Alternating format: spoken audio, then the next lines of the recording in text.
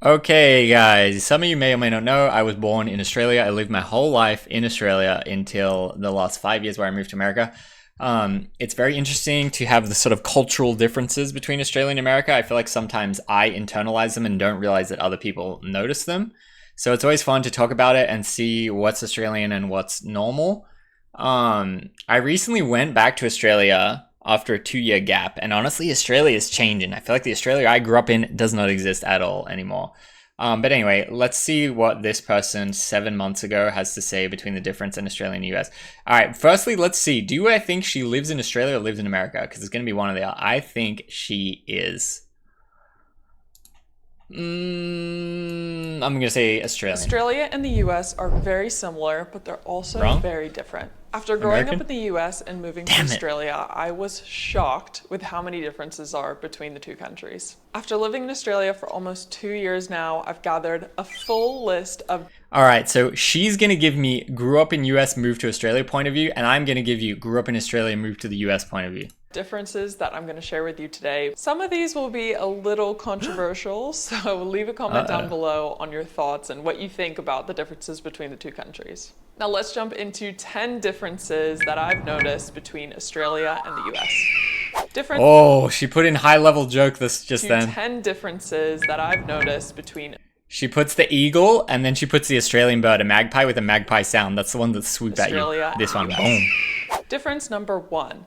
This is about the different cities in Australia and America. Even when you look at the size of the two countries, they're actually quite similar, but they differ a lot in population. In Australia, the population is 26.2 million, but in America, the population is 333.3 million people. We got These are stats the from even? 2022, but they're quite accurate in showing the size between the two countries. Even the state of California has more people in it than all of Australia.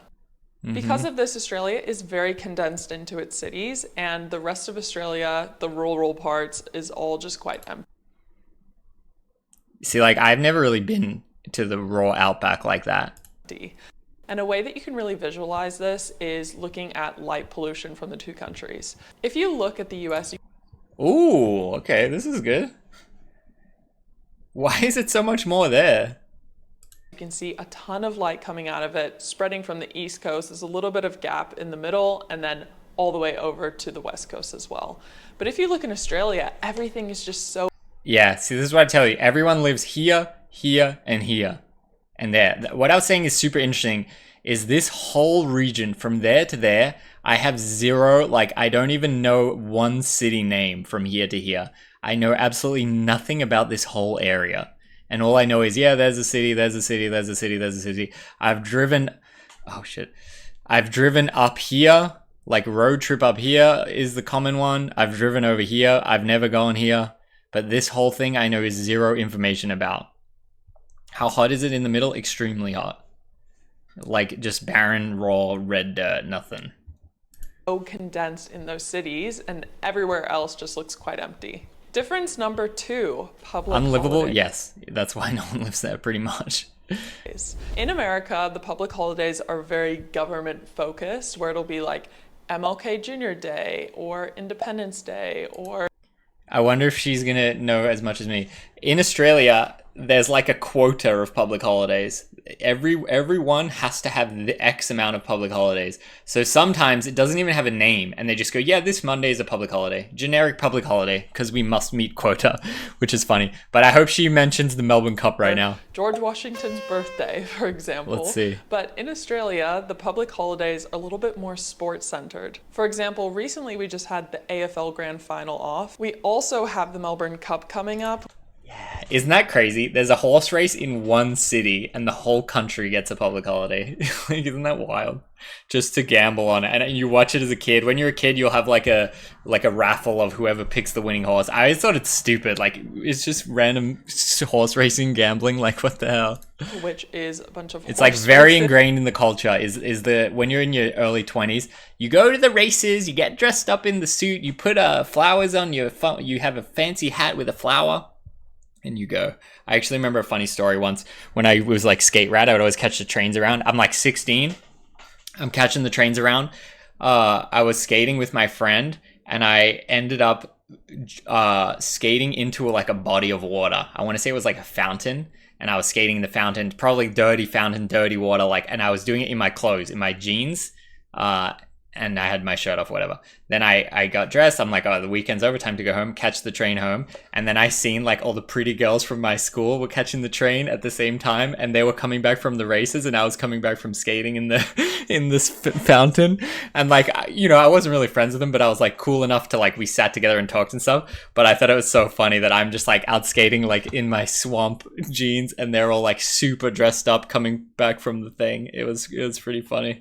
And we really get the day off for that, which is crazy. For you Americans watching, that's like having the Super Bowl as a holiday. I recently just filmed a video on my perspective from the AFL Grand Finals, so feel free to watch that if you're curious. Grand Final boring. Who cares? Difference number 3 is student debt. You might have heard some horror stories of Americans in thousands, if not hundreds of thousands of dollars in debt. The school system over there is quite expensive for universities, and it just keeps increasing. So if you're permanently living in Australia and you go to university, your university tends to be on the cheaper side when we compare it to US dollars. However, if you're a student coming from overseas, you do have to pay. Yeah, they brutalize the international students. Does America do that, or is it similar price? But if you're an international student in Australia, you get crushed. I have an interesting story about my college experience that I'll tell you after this. Out of country tuition, which tends to be a lot more, and that's where Australian universities get a lot of their money from, is from international students. Now, one thing I found out which is quite interesting about how student debt is paid back. In America, when you get your student debt, it's a loan through a third party. However, in Australia, your student debt is paid through HECS. HECS, government. from what I understand, is interest-free. Like a government loan, and how you end up paying it off is actually it comes out of your paycheck directly. In your paycheck breakdown, where you have things like superannuation or the American equivalent 401k,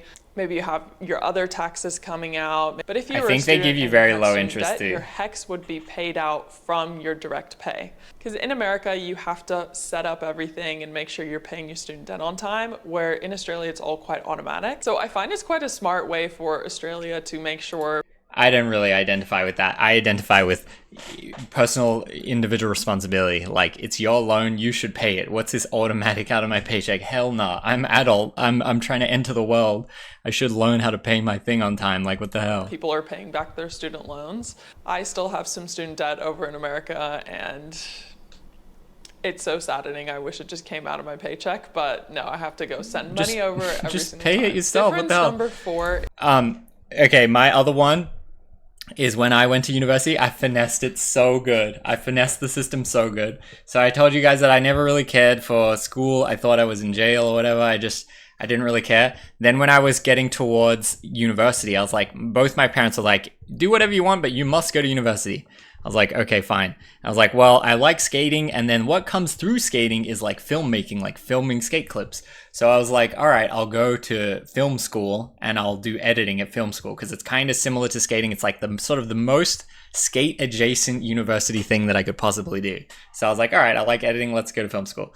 But in my classes at school, you would have had to get like a high, I think in America it's called like GPA or whatever. In Australia, we called it like your, what did we call it? It had some stupid name. Enter score. They called it your enter score. I think they changed the name now. But it would be a number rating out of, the highest you could get was 99.95. I don't know why they didn't let you get 100. But it was 99.95, and I think it was on a curve. And then to get into a film school course, you probably would have had to get like 85 maybe, or like 80. And I was like, there's no way I'm going to get 85. Like, I'm not going to get in. So then I was like, all right, I'm not going to get into the high film school thing with an 85. So what else can I do? Then you can do the lower level. So that would have been for a university degree, 3-year university degree. The lower level, they call it a TAFE course, which is more like trade school, kind of like more like hands-on type thing. And to get into trade school, film school, all you had to do was do an interview. And I'm like, oh, I'm already good at filmmaking. I'm already good at editing. This will be easy. This will be so easy. So then I was like, I don't need to get a good enter score. I just need to pass the year 12. I just need to pass high school. Then I'll ace the interview and get into the trade school version of film school. Then finish school. I think I got like, I should look up what I got. I went exactly where I was aiming, like dead, just good enough. It was like 62 or 63 or something like that. Boom, 62, do the interview, get into the course straight away. Nice. Then when I was in the course, it was actually sick. They said, okay, now you're in this 2-year TAFE course of film school. If you want to get, there's actually a program where you can transfer from the TAFE course into the university degree. And you can go 1 year of TAFE course, 2 year of TAFE course, then straight away to year 3 of the degree, finish the university degree in 3 years. So at the end of the 3 years, I can have the exact same 3-year degree that I could have had if I got the high 85 to get into the good course. So then what I did, all you had to do was average like 75% score. And I was like, hell yeah, all right, now I'll actually try. So then first year, I can't remember what I averaged, but it was easy. I got like 85 or 90. Like I did well in the course because I took it seriously. Then I did well. Second year did well. Then boom, straight into the third year of the degree. Then at that time, I was kind of over film school. So I was like, whatever, I'll just do the bare minimum to complete the degree now. And then I completed it. But the reason that I tell you this super long-winded story is that like trade school TAFE course was so much cheaper than the university. It was like subsidized by the government or whatever. And like, I want to say it was like a few $100s. I think it was like less than $500 per semester. So I did 2 years of the super cheap, less than $500 per semester. Then when I get to the university, then I think it was like $3,000 or $4,000 per semester. And then I only had 1 year of the expensive one. So then boom, paid off all the student debt super easy, got the degree so easy, didn't have to get the high school score. Just boom, bada bing. Like I was so happy with that interaction. Like I feel like I did everything perfectly, you know, and I got the degree. The degree was pointless at the end of the day. Extremely pointless film school degree. Never mentioned social media once because it was in 2012. But I don't know. I thought that was a fun story. So yeah, that's my high school, college experience. But I did feel like when I first got to the university trade school, I thought it was stupid because they would really treat us like children. Like I think in the university one, they treat you a little bit more like an adult. But in the year 1 and 2 of the TAFE, like the trade school, film school, it was like literally just treating us like babies. I remember once they go, hand in your essay this day. If you don't hand in the essay, you fail the course. You fail everything. The whole course is done. So of course I do the essay, hand it in. My like homies in the course, they go, yo, did you do the essay? I go, yeah, of course I did the fucking essay. I'm not trying to fail. They're like, oh, I didn't do it, blah, blah, blah. And then we go to the class. I'm like, all right, they're going to fail now. Like, get out of here, you fail. And then the teacher's like, oh, we'll give you a couple more days, blah, blah, blah, blah, blah. I'm like, why say you're going to fail if you're just going to go soft? Like, what the hell? But yeah, I don't know. It was a fun experience. Spend all that time with like-minded friends, write and shoot, release online. Yeah, film school, what was my worst subject in like high school? Probably English, I think. English, I was not good. But in film school, they made us take a few random classes. But in Australia, the university is more focused to one thing. So I didn't have to do like English and maths in university. I just only had to do film stuff. But yeah, I think English, yeah. Did you have to take optics? No, what does that mean? Lens stuff? We would do like script writing and story stuff and like photography and like other bullshitty stuff. There's some great books on filmmaking, composition. Yeah, I don't know. I thought it was all boring. The only stuff that I gained from it was learning more about storytelling was the only one thing that I really gained. I didn't really learn any technical skills of editing or filming because it was like I was already learning it on my own, and then I went to film school. I'm like, well, I already know all the shit that they're trying to teach. You good at it? I've told you. Yeah, shout out to my university. They taught me everything I know. People are paying back their automatic. So I find it's quite a smart way for Australia to make sure people are paying back their student loans. I still have some student debt over in America, and it's so saddening. I wish it just came out of my paycheck, but no, I have to go send money over every single time. Difference number 4 is voting. Illegal. So in America, it's compulsory and illegal. Up to you if you want to vote or not. In Australia, it really surprised me though, because voting is mandatory. So because I'm an Australian citizen, when I came in, I had to vote. Otherwise, I would receive a fine in the mail saying you have to pay because you didn't vote. I think the fine is so low. I think it's like $50 or maybe even less. But what people do that don't want to vote is they just go and they draw eggplants or whatever on the ballot and thing. But you just have to check your name off to not get the fine. Because in America, there's a big emphasis on having the right to vote, and not everyone exercises that. But it was quite surprising. We could ask because ChatGPT. in I Australia, think it's very you low. have to vote, otherwise you get fined. Number 5, ordering drinks. Okay, I want everyone to close their eyes and imagine that you're going out to the store. It's a really hot day, you're super thirsty, and you go up to Macca's. That's McDonald's for you Americans. And you go up to the person taking your order and you say, I would like a lemonade. What do you think you're getting? Are you thinking that you're gonna get a lemon juice, sugar, and water drink? Or are you thinking of Sprite? What? You're at McDonald's. How are they gonna make this at McDonald's? McDonald's doesn't serve this. Of course it's gonna be Sprite. Drink? Or are you thinking of Sprite? In America, you'd be thinking that you would be getting the former, but in Australia, you'd actually be getting Sprite, and that's what they call lemonade. I was quite surprised because when I ordered a lemonade, I was expecting the lemon juice one, but no, I got Sprite. McDonald's doesn't serve lemonade. Is it different here? Hell no. They do have, what, like Minute Maid? We don't have that shit in Australia. All we have is Sprite. Yes, they do. Sprite is not lemon. I thought Sprite was lemonade. I thought any kind of lemon-based, like, sugary soda is lemonade. They have sweet-ass Minute Maid shit. Fail. Well, Australian McDonald's doesn't serve that. I swear. Totally different things. Yeah, I think at Braille I had this discussion with them too. Australian McDonald's drinks. Do I need a VPN to really get the right menu? Look.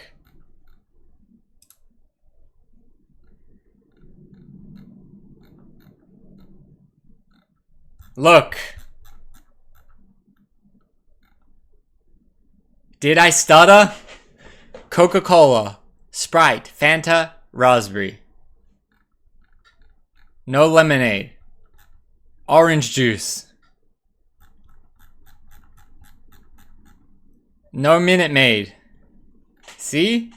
So what does she think? How are they going to give her a lemonade if they don't sell it? Coke owns Minute Maid. Notice how it's not on this list.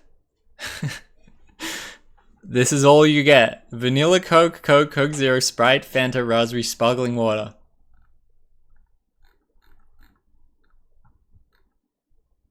It's always on the Coke machines, not in Australia. In Australia, they don't have.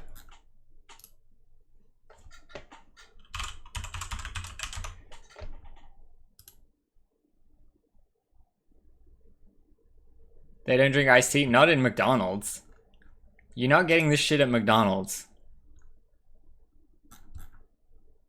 So, I don't know. I see it on the site.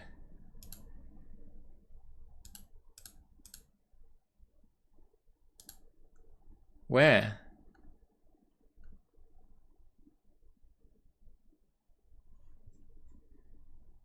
You're on mcdonalds.com/US. I'm on mcdonalds.com.au, dog. You're on American McDonald's.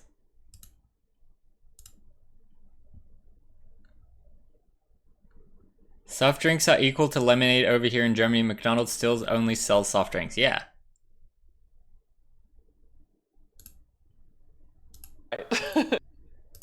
She's trying to order something that doesn't exist. And I'm sure a lot of Australians do that when they head over to America and they ask for lemonade. Number 6 is playing sports in university. In American university, sports is a very big part of the culture. Think about football games or basketball games or attending a track and field event.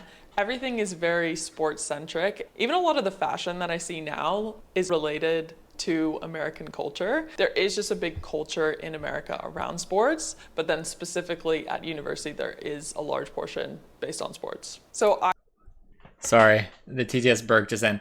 But for us, if you ask for lemonade and they serve you Sprite, it would be way more confused than if you said we don't have lemonade. Yeah, I mean, that's fair enough. If I worked at McDonald's and someone asked for lemonade, I would graciously pour them a Sprite. I agree with the Australians, what they did to her. They banned knives and lemonade. No, they just banned knives from grocery stores. We can talk about that later. Large portion centric. Even a lot of the fashion that I see now is related to American culture. There is just a big culture in America around sports, but then specifically at university, there is a large portion based on sports. So I was actually a college athlete in America. I played soccer over there. It's quite interesting because when you're a student athlete, you get given extra kind of perks. For example, you get to pick your classes earlier than other NARPs. NARPs is non-athletic regular person. That's what we would call non-athletes at school. And even though the universities say that you're not supposed to get extra perks, sometimes you find that there are little things that you get given. Obviously, there's lots that you have to sacrifice at the same time when you play sports in college, but there is still a bit of help from the university to make sure that's an easier process for you, and choosing classes is one of them. But one fun thing about playing sports in college is that you can actually get a sports scholarship. So I got a partial scholarship when I was there, so I have some student debt, but a lot of it was paid off through the scholarship. But in Australia, you don't actually get scholarships to go to school for sports, which I found quite interesting. It's mainly just academic and financial help that you would get in terms of a scholarship. Because we don't have college sports. Not a single Australian has ever said, hey, there's a college AFL game on, let's go watch it. That simply does not exist. It ties to what she said earlier, low population density. We don't have enough schools and stuff to facilitate like a college sports industry. Like they probably have some random team. How do they go pro? Move to America. You want to be a professional basketball player? This is what you do. Play in the random Australian shitty league, get good enough, then move to America. That's like the only way, really. What about rugby? I don't know. There's like a lower level league, but it's nothing to do with colleges. It's just the lower level league. I don't really know what the pathway to get into the AFL is, but it's not college sports. The college team is not. It's just like separate from universities. So in Australia, if you are really good at a sport, you're normally doing it outside of school. Yes, they do have teams where you can play like soccer or you can play basketball with other people from your school, but it's not super closely organized to the school and it's more recreational. It's not a professional team that's supported by the university. Number 7, how we store eggs. This is kind of a funny one because... Is she gonna say, wait, in America, where do you put eggs? You put them in the fridge, right? Or you don't put them in the fridge. In England, you don't put them in the fridge.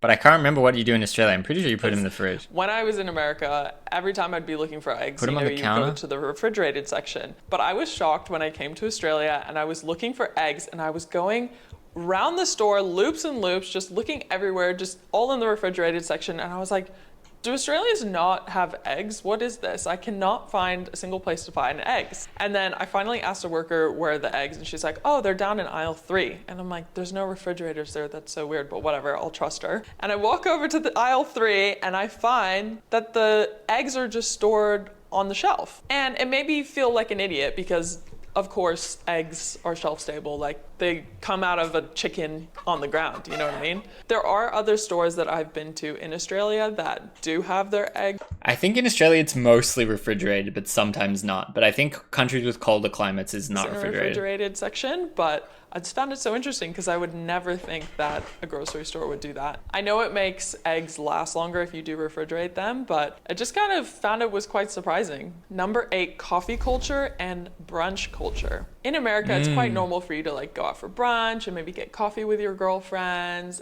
It is still a normal thing to do, but since living in Australia, I definitely go to brunch and go get coffee way more than I was doing in America.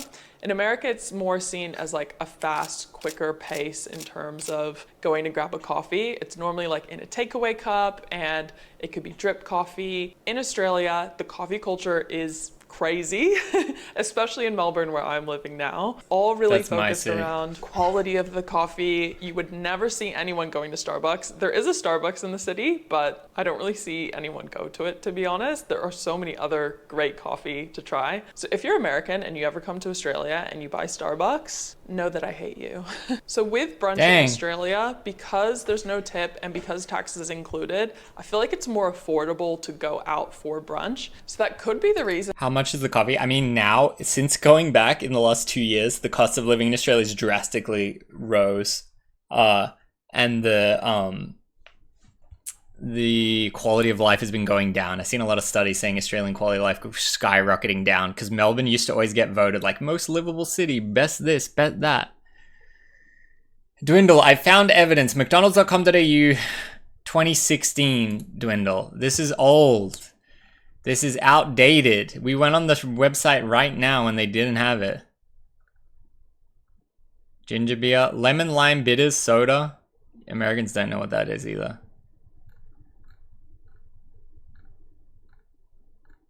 I mean, I think what she said is right because I would also serve them a Sprite.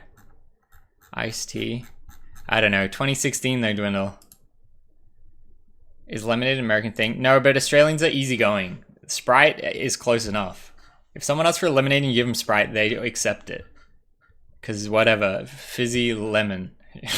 In that I just go to more brunches now that I live in Australia. I think it's more of a culture of slowing down a little bit, hanging out with your family, hanging out with your friends. I know that's still something that you do in America, but I feel like it's quite emphasized to do in Australia. I feel like the typical Melbourne girls... One experience that I'll say is I was surprised. If you ever watch Brian Arnett's old YouTube videos, he's always glazing like Sprite. I love Sprite. Oh my god, Sprite is my favorite drink. I love Sprite. I used to view Sprite and lemonade and any lemon-based drink as the exact same. And the idea that one person favors Sprite over other lemon-based drinks, to me, was insane. I was like, what? It's kind of like someone going, oh, I hate Pepsi, but I love Coke. It's like, who cares? It's whatever. To me, I thought that was really interesting that people really liked Sprite. I was like, that's so weird. Glow is like that too. I love Sprite. I gotta have my Sprite. I was like, what do you mean? It's just fucking lemon drink. Who cares? Weekend is Saturday morning, wake up, Sprite do is a cult. Yeah. Class, and then go to brunch in your workout gear. I feel like I see so many people do that, especially when I used to live in Richmond. That was just everything that I would see on a weekend is girls walking around and guys walking around in their workout gear and then going to brunch and getting a coffee. Difference number 9 is UV protection. In Australia, it's quite known that the UV is really, really it's so... I thought this too, but I think it was propaganda. Back in the day, they used to always say, Australia's got a hole in the ozone layer and you get way more sunburn here than anywhere else in the whole world. It's way worse. And then I went to America, I went overseas, and I go, oh, I'm not going to get sunburned because I'm from Australia. And then it was just the exact same. I just got sunburned the exact same. I was like, well, what's this ozone layer cap then? Like, what are you talking about if it's just the same everywhere?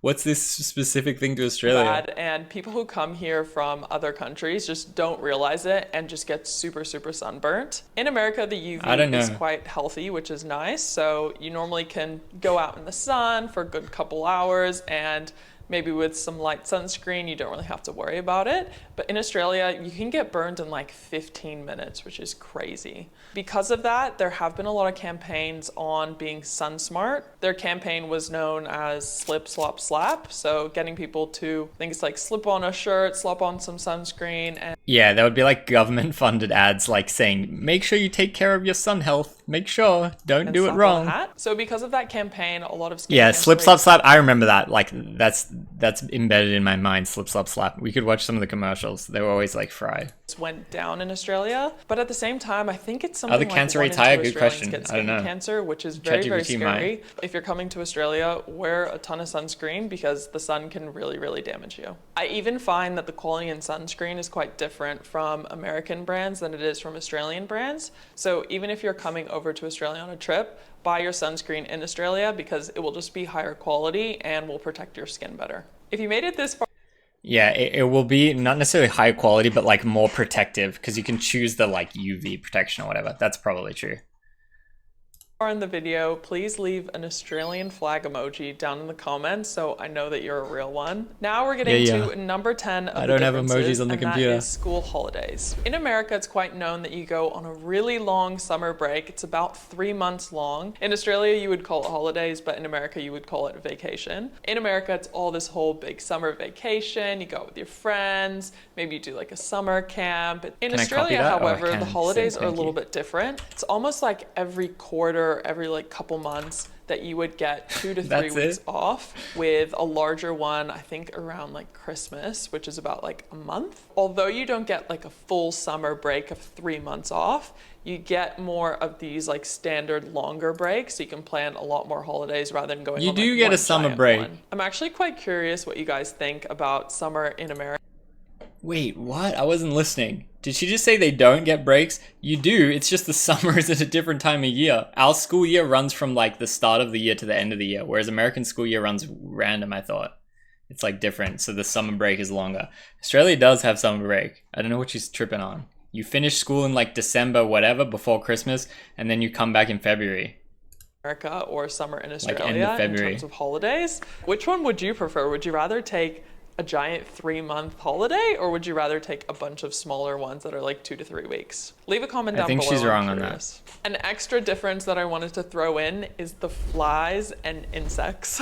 In America, the flies are there, but they're just not as annoying and they're not as big. But in Australia, the flies are so huge and there's so many of them. It is so annoying. Like every time summer comes around, I forget how annoying the flies are. They just like stick to your face different and they just annoy you different. And I just hate flies. So at least I'm living in Melbourne where the flies aren't as bad, I feel like. But up north, like What she's saying is true, is that the flies, they will like, it will sit on your face and normally you can just go like this and it goes away. But it will not go away and you gotta like literally like push it off. I think that's valid. We have marsh flies too. They're really big flies and they actually bite you.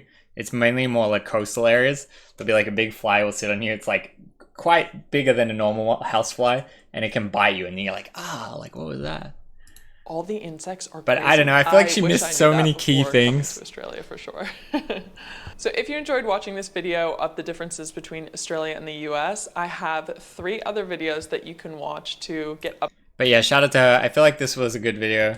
I would have hammered on some different points, but she kept it kind of lighthearted, which is fine. The lemonade thing is really what you guys are tripping on. Dwindle says lemonade in NZ. NZ is not Australia, Dwindle. NZ is its own country.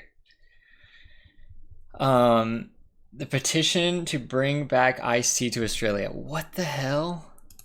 See, Australians are laid back. They do not care. Oh shit, I didn't have it on screen. 34 signatures. Australians don't care.